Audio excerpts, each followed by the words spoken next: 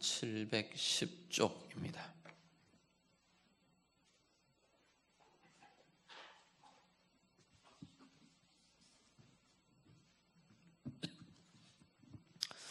에스라 1장 1절에서 11절 말씀.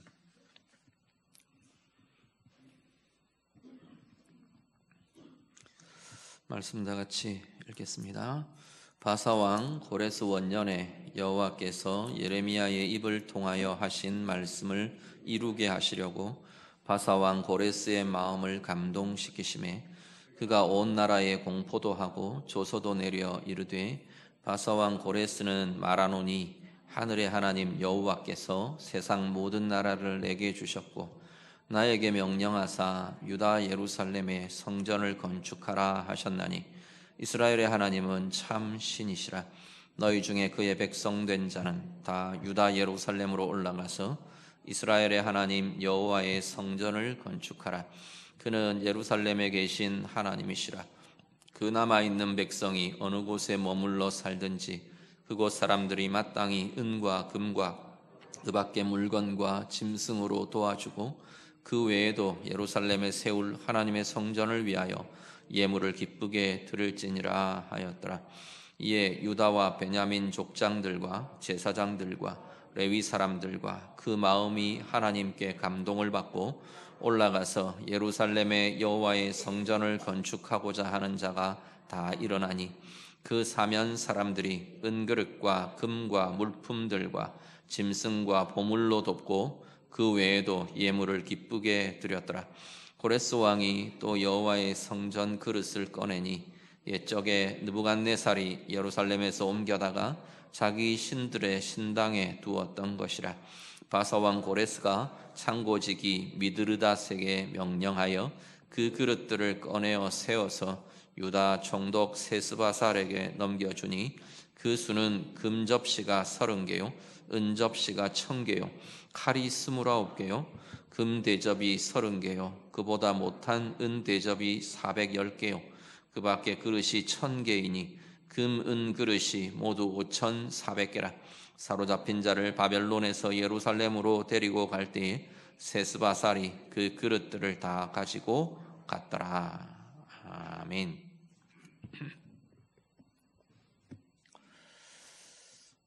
11월 큐티 본문이 지금 포로귀환 시대에 대한 말씀으로 이어집니다. 그래서 오늘 이 시기에 대한 개관을 오늘 좀 해드리려고 합니다. 에스라, 학개, 느헤미야 아마 이렇게 11월 묵상이 쭉 진행이 되는 것 같은데요. 주로 포로기한 시대이기 때문에 이 시대에 대한 개관을 오늘 좀 하면서 설명을 드리려고 합니다. 자, 성경 중에 포로귀환의 시대에 해당되는 성경이 어디냐면 우리가 아시는 에스라, 느헤미야, 에스더 그리고 나서 소선지서 중에 학개, 스가랴, 말라기 요 6개의 성경이 포로 귀환 시대에 를 배경으로 하는 성경의 내용이 됩니다. 일단 그렇게 이해를 해두시고요. 자, 포로 귀환 그러면 뭐 아시는 분들은 잘 아시겠지만 아직 개념 정리가 잘 안 되시는 분들은 유다가 바벨론에 의해서 멸망했어요. 바벨론에 의해서 예루살렘이 함락되고 성전이 다 파괴되고 무너지고 완전히 이스라엘이라는 유다라는 나라의 역사가 끝장이 났어요. 끝이 나버렸어요. 사실 바벨론에 망한 이후에 유다는 다시 나라를 세우지 못합니다. 물론 일시간 나중에 그리스, 헬라가 온 세계를 석권할 때 마카비라는 사람이 일어나서 일시간 독립정부를 수립하는 때가 있긴 했었어요. 그렇지만 앞에 이야기했던 이스라엘, 유다 이런 식의 정통의 나라가 다시 회복하는 것은 그 이후에 없어집니다. 그 회복은 언제 일어나느냐 하면 우리 현대시대에 와서 이스라엘이 독립하는 그때 이스라엘이라는 이름으로 독립하게 되는 거죠. 근데 그동안에 이스라엘이라는 나라가 이제 없어져 버린 거예요. 유다라는 나라가 아예 없어져 버린 겁니다. 그래서 열왕기 하가 그렇게 끝나고요. 역대하도 동일하게 그렇게 유다의 역사의 마감을 증언합니다. 그래 놓고 70년 동안 바벨론에 의해서 포로가 됩니다. 그러니까 남겨진 유다 땅은 이제 정말 그 당시에 귀족이나 좀 뭐 한다 하는 사람들은 다 포로로 다 끌려가고, 남아서 그냥 남아 있어도 별 위협이 안 될 사람들만 유다 땅에 남겨놓은 거죠. 그런 사람들에 의해서 그 땅은 남아 있는 거고, 그리고 북이스라엘은 아수르 이후에 이주 정책 때문에 이방인들이 막 옮겨와서 살았어요. 제국에 의해서 강제로 이주된 이방인들이 와서 살아서 막 다 혈통이고 뭐고 다 섞여버렸어요. 그러니까 이 이스라엘 땅, 가나안 땅은 이제는 제대로 유다, 이스라엘 이렇게 부를 수가 없는 땅이 사실은 되어버린 거죠. 끌려간 포로민들은 70년 동안 바벨론 제국의 곳곳에서 흩어져서 포로민의 생활을 하게 됩니다. 에스겔 같은 사람은 보면 에스겔과 같은 부류는 노역장에서 노역을 하는 신세로 전락해서 포로 생활을 하는 사람도 있고, 다니엘 같은 부류는 또 왕궁으로 끌려가서 그 바벨론 제국의 어떤 관료나 이런 쪽으로 사용되면서 뭐 똑똑하고 특별한 사람들이죠. 그렇게 사용되는 사람들도 있고, 어쨌든 70년 동안 포로민의 생활을 하게 됩니다. 그 와중에 바벨론 제국이 페르시아에 의해서 망하게 됩니다. 이건 제국입니다. 유다 역사가 아니고. 그래서 성경에는 바사라고 부르는 이 페르시아를 한자식으로 발음해서 바사라고 표기를 한 거예요. 우리 한글 성경. 페르시아 제국이 이제는 온 세계를 석권하면서 그 페르시아 제국의 고레스라는 왕이 등장합니다. 영어로는 사이러스 보통 아마 이렇게 될 건데요. 이 고레스 왕이 등장을 하면서 고레스 왕이 유다 백성들에게 귀한 명령을 내립니다. 자, 이제 유다 사람들은 돌아가도 좋다. 조서가 내립니다. 돌아가서 여호와의 성전을 지어라. 아마도 하나님이 고레스 왕에게 상당히 강하게 그 마음을 감동시키신 것 같아요. 그래서 유다 백성들에게 돌아가서 성전을 지으라라는 명령이 주어지고, 오늘 1장에 쭉 읽으신 것처럼 잔뜩 그 성전 기물들, 바벨론이 예루살렘을 함락할 때 막 다 빼앗아 왔던 성전의 기물들까지 다 돌려줍니다. 지원해 주면서까지 돌아가서 성전을 지으라라는 명령이 내려집니다. 그렇게 귀한 백성들이 돌아오게 되더라라는 거죠. 자, 이 시대의 사건들을 좀 이렇게 시대순으로 나열을 하면요, 포로 귀환이 최소 3차에 걸쳐서 귀환이 됩니다. 세스바살과 스룹바벨 귀환들을 구분하는 사람들도 있는데, 보통 우리가 전통적으로 구분하는 건 3차에 걸쳐서 이 바벨론에서 이스라엘 백성들이 돌아왔다, 이렇게 보통 여깁니다.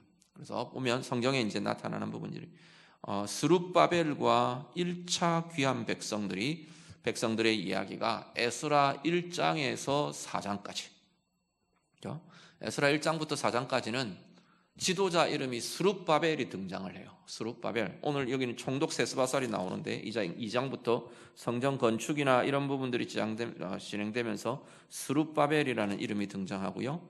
이 스룹바벨의 지도하에서 1차 귀환 백성들의 이야기가 나타나는데, 이들이 했던 중요한 일은 뭐냐면 성전 재건의 시작입니다.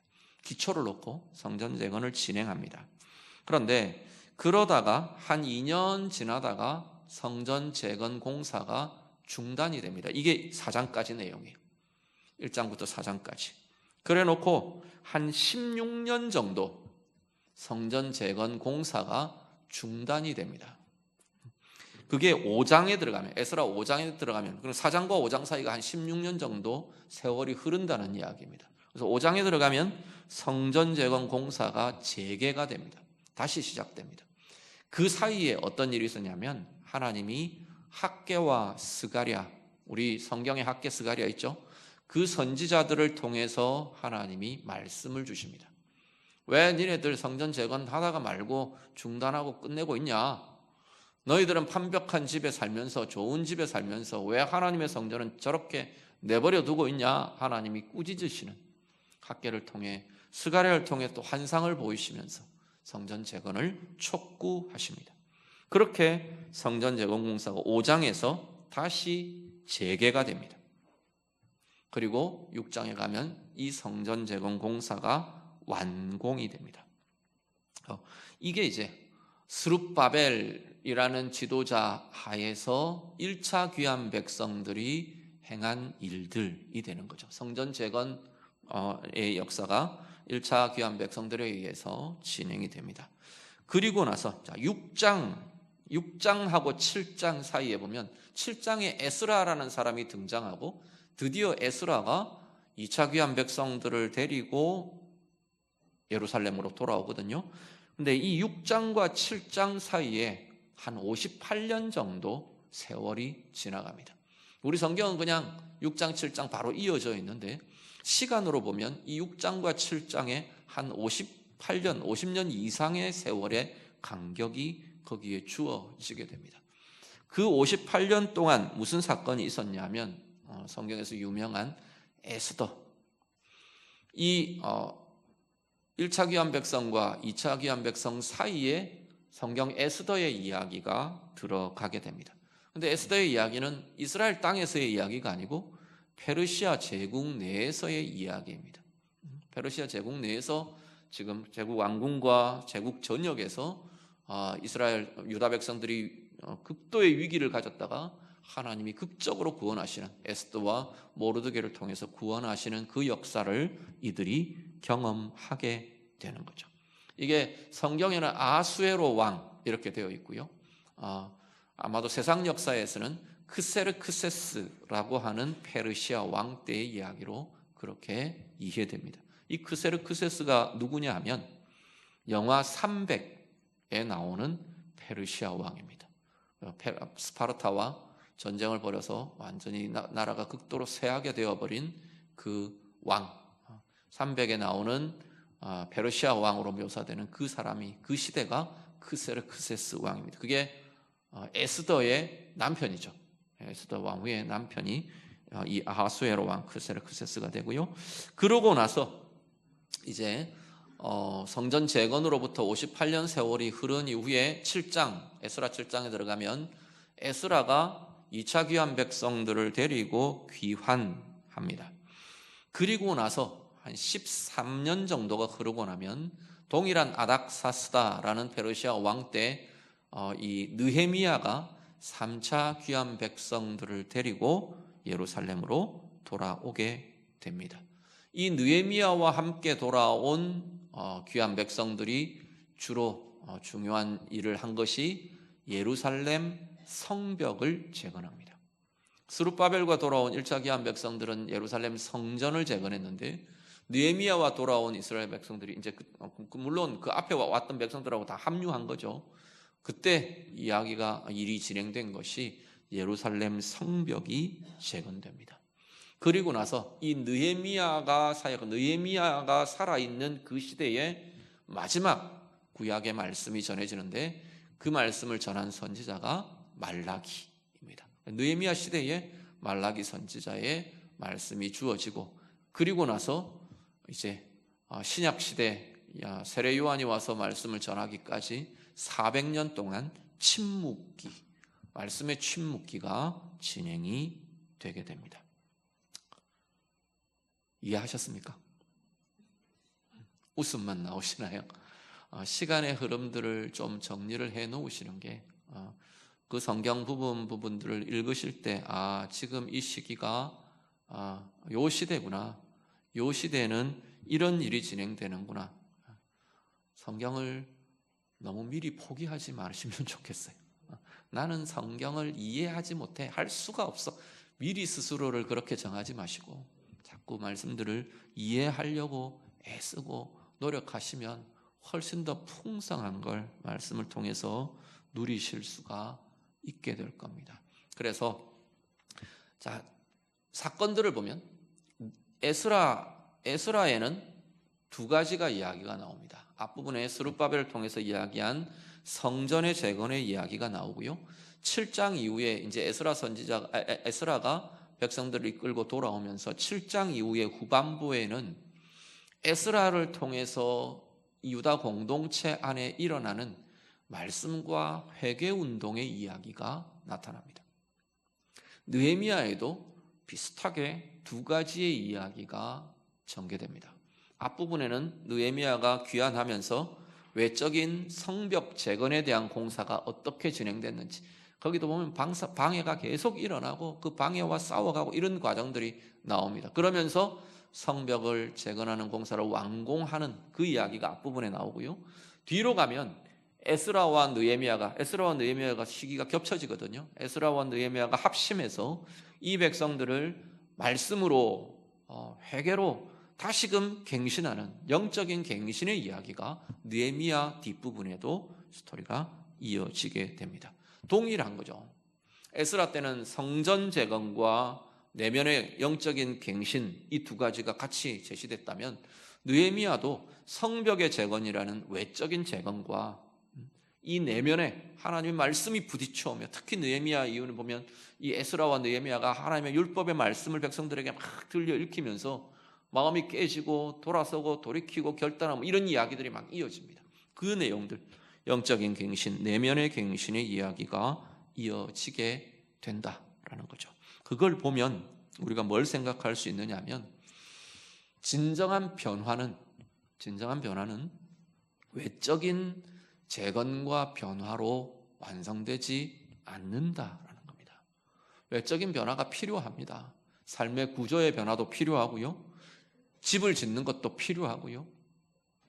어떤 프로그램을 세우고 추진을 하는 것도 필요합니다. 그런데 그것과 함께 반드시 요구되는 것이 우리의 영적인 갱신, 하나님 앞에서의 영적인 갱신, 내면의 갱신이 있지 않고는 진정한 변화가 이루어질 수 없다라는 거죠. 에스라 느헤미야가 동일하게 이 이야기를 계속 메시지를 주고 있는 것을 보게 됩니다.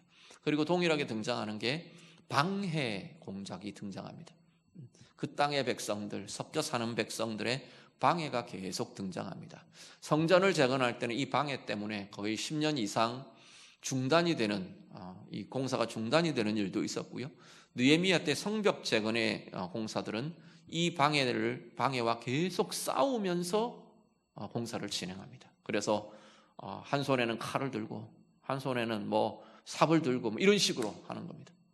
밤에는 칼을 들고 지키고 낮에는 삽과 괭이들을 들고 공사를 진행하고 이런 식의 진행들이 계속 일어나는 걸 보게 됩니다. 방해가 생깁니다. 하나님의 선한 일, 하나님의 좋은 일들을 해가는데도 분명히 방해는 일어납니다. 외형적인 방해도 있고 우리 내면적인 각자의 마음 속에 일어나는 방해도 있고 영적인 회방도 있고 일어납니다. 중요한 것은 그것을 하나님의 도우시는 힘과 하나님의 선한 손의 도우심을 힘입어 싸우며 이기며 나아가야 하는 것이 하나님의 선을 이루어가는 과정이 될 것이다 라는 거죠. 이 포로기한 시대를 묵상하면서 몇 가지 좀 이렇게 관심을 좀 가지실 부분들을 이야기하면, 하나는 우리 하나님의 모습, 세상의 주권자이신 하나님의 모습, 이스라엘의 주관자 말고 온 세상의 통치자이시고 주권자이신 하나님의 모습이 계속 등장합니다. 오늘 읽으신 1장에도, 에스라 1장에도 이방인 왕 고레스의 마음을 하나님이 움직이시잖아요. 사람의 마음을 감동시키시고 상황과 여건들을 하나님이 주장하시고 이끌어 가십니다. 하나님의 일들을 이루어가고 하나님의 사람들이 하나님의 역사들을 진행하고 회복해 갈 수 있도록 하나님이 당신의 통치의 주권을 사용하시고 나타내어 주시는 그 모습 보게 되고요. 그것 통해 결과적으로 이루어지는 것은 뭐냐면 하나님 말씀의 성취라는 거죠. 하나님의 약속의 성취. 오늘 본문도 보면 그렇게 이야기하죠. 예레미야 선지자로 예레미야를 통해 하신 말씀을 이루셨더라 말씀합니다. 하나님의 말씀이 반드시 당신의 주권 아래 성취되고 이루게 하시는 분이 우리 하나님이시더라 말씀을 하고요. 그리고 이 공동체, 포로기한 시기에 이 공동체의 중심에 제일 먼저 하나님의 회복의 중심으로 놓으시는 것은 백성들의 예배입니다. 성전 재건을 왜 하는데요? 하나님을 향한 예배가 그 중심의 기초에 놓이지 않고는 안 되더라는 거죠. 그래서 그 중심의 가장 기초에, 그 시대의 변화의 가장 기초에 하나님을 향한 예배가 놓여지게 합니다. 예배가 회복되고 절기가 회복되고 하나님의 말씀의 역사와 운동들이 회복되고 그 영적인 깨어짐과 회개의 역사와 회개의 운동들이 이어지고 그러면서 진정한 변화들이 나타나고 이루어지는 것을 보게 되는 거죠. 오늘 우리들이요, 우리의 삶에도 일주일의 삶을 두고 보면 하루 우리 교회에 나와서 온전히 그래도 주일 성수하시는 분들은 거의 하루 종일 이렇게 교회 안에서 머뭅니다. 그렇다고 해도 6일을 우리는 세상 속에서 살아갑니다. 하나님 앞에서 온전한 그리스도인으로 살아가기에는 6대1, 24시간 뭐 안 되는 시간이라도 10시간이나 남짓하나요? 그 시간과 나머지 6일의 시간, 턱없이 이건 시간의 길이로는 상대가 안 되는 게임이죠. 그러기 위해서 우리는 늘 교회 안에 계시는 하나님이 아니라 세상의 주관자 되시는 하나님을 자꾸 보고 경험하고 함께하고 그 역사와 그 일들이 필요한 거죠. 세상 속에 살아가는 그리스도인들은 세상 속에서 하나님을 만나고 하나님과 함께하는, 하나님이 역동하시는 하나님의 은혜를 경험해야만 온전한 그리스도인으로 살아갈 수 있게 될 것입니다. 에스라나 느헤미야나 이 말씀들을 보면서 이방인들의 마음까지도, 왕의 마음까지도, 주변의 상황들까지도 주관하시고 움직이시는 그 하나님을 우리가 좀 보시며 누리시며 오늘 우리의 삶에도 그 하나님을 기대하며 구하며 그렇게 나아가는 힘이 우리 모두에게 있게 되기를 간절히 바랍니다. 예배의 회복, 오늘 우리의 삶에도 예배는 우리의 인생과 삶의 가장 중심에 놓여야 한다는 사실 기억하시길 바랍니다. 외형적으로 예루살렘 성전이 무너져 버렸습니다. 그것만의 문제가 아니라 오늘 우리의 예배도 외형은 서 있는데 내면은 무너져 버린 예배가 되지 않도록 하나님 앞에 순전한 예배가 살아있는 그 예배의 삶을 사는 우리들이 되실 수 있기를 간절히 바랍니다. 전체 이 포로기한 시대에 계속 하나님이 강조하고 계시는 것이 외형적인 재건과 내면적인 갱신, 이 두 가지가 균형이 잡혀야 한다고 말씀합니다. 영적인 갱신, 말씀 앞에서, 성령님 앞에서 날마다 새롭게 되어가는 영적인 변화와 갱신이 없이는 온전한 하나님의 사람으로, 온전한 그리스도인으로 살 수 없다고 말씀하는 거죠. 끊임없이 오늘 우리 안에, 하나님 안에서의 우리의 영혼과 내면의 새롭게 됨이 날마다 새롭게 경험되고 누려지시는, 자라가고 변화되어가고 새롭게 되어가는 귀한 인생을 살아가는 우리 모두가 다 되시기를 우리 주님 이름으로 축복합니다. 한번 기도합니다. 우리의 삶을 내어드리며 좀 기도하시죠. 하나님, 온 세상의 주관자 되시는, 주인 되시는 우리 하나님 앞에서 내 삶의 순간순간 그 하나님의 인도하심과 그 하나님의 보호하심과 그 하나님의 함께하심을 경험하며 누리는 자로 살아가기를 원합니다. 우리 좀 같이 기도하시고요. 오늘 우리의 삶의 가장 중심에 하나님을 향한 예배가 건강하게 놓여지도록, 우리의 가정의 중심에 하나님 향한 예배가 든든히 서도록, 우리의 모든 삶의 자리마다 하나님을 예배하는 삶으로 살아내도록 우리 같이 기도하시기를 바랍니다. 늘 오늘 우리의 삶에 외형적인 변화와 성장과 부요함과 함께 내 영혼과 내 내면에 끊임없이 하나님 말씀으로, 하나님의 주의 성령으로 끊임없이 갱신되어 가고 끊임없이 새롭게 되어가는 내 내면의 성장, 내면의 변화가 그치지 않기를 원합니다. 같이 기도하겠습니다. 기도드립니다. 하나님 아버지, 오늘도 우리의 중심에 하나님의 예배가 오늘 우리의 중심과 우리의 삶의 중심에 온전하게 놓여지는 은혜가 있도록 인도해 주시옵소서. 매일 우리의 매일의 삶이 하나님 향한 예배 위에 쌓여지고 놓여지게 하옵소서. 하나님, 우리의 매 순간의 삶의 걸음걸음이 하나님 향한 삶의 예배로 드려지는 귀한 주의 자녀들 다 되게 해 주시옵소서. 우리의 생애의 중심에 하나님 예배함이 바로 서게 하시고, 우리 가정이 하나님 예배함의 기초 위에 놓여지도록 주님 인도해 주시옵소서. 우리의 꿈과 우리의 비전과 우리가 이루어갈 사명의 모든 자리도 하나님 예배함 위에 온전하고 건강하게 세워지는 오늘의 백성들 되게 해 주시옵소서. 하나님, 온 세상의 주권자 되시는, 주인 되시는 하나님의 인도하심과 보호하심이 주의 성도들의 모든 삶 가운데 나타나게 해 주시옵소서. 일터에도 하나님, 믿지 않는 하나님 그러한 세상의 사람들과의 교제와 또 함께하는 자리에도 우리 하나님의 도우심과 선한 감동과 인도하심이 우리를 지키시고 우리를 인도하시는 은혜의 부요함으로 가득하게 해 주시옵소서. 날마다 하나님, 우리의 외형적인 변화들도 이루어가며 무엇보다도 하나님, 우리의 내면과 우리의 영혼이 하나님 말씀으로, 주의 성령으로 하나님 주시는 은혜로 날마다 더 새롭게 되어가는 끊임없는 갱신이 우리 안에 있도록 하나님 역사해 주시옵소서.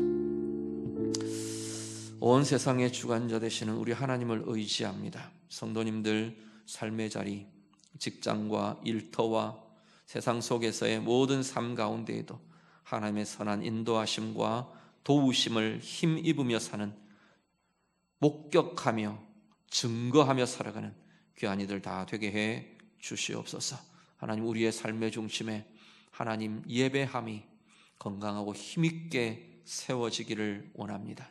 우리의 가정의 중심에 하나님 예배함이 든든히 서게 해 주시옵소서.